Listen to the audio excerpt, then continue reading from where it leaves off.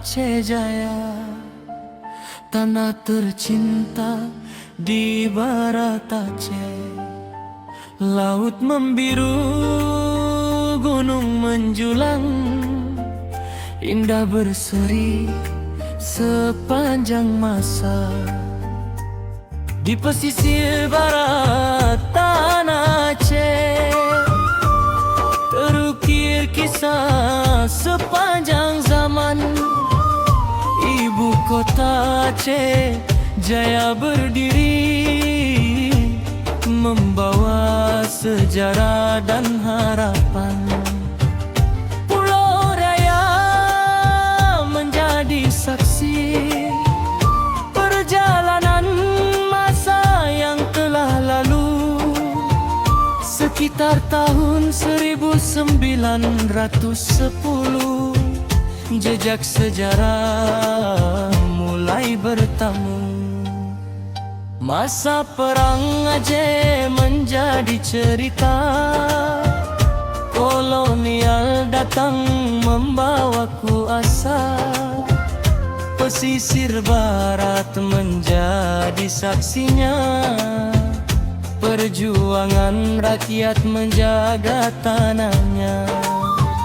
Dari Pulau Raya menuju Kalang, pusat pemerintahan kemudian berpindah menjadi ibu kota Aceh Jaya.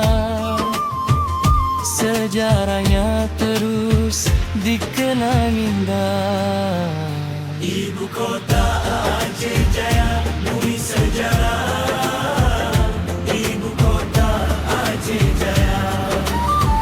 Laut membiru, alam membentang, indah berseri sepanjang zaman. Ibu kota Aceh Jaya, kebanggaan kita. Tanah tercinta di barat Aceh. Mari datang, mari berkunjung, nikmati indah Aceh Jaya.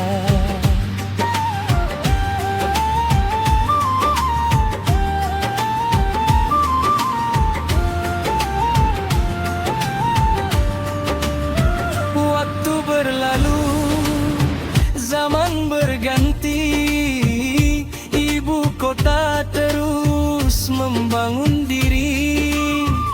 Pernah diterjang gelombang tsunami, namun rakyat bangkit sepenuh hati.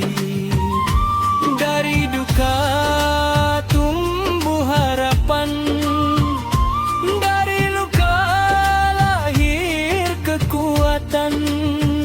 Bersama membangun masa depan, Aceh Jaya menuju kejayaan. Mari jaga alam dan budaya, mari rawat sejarah bangsa. Pulau Raya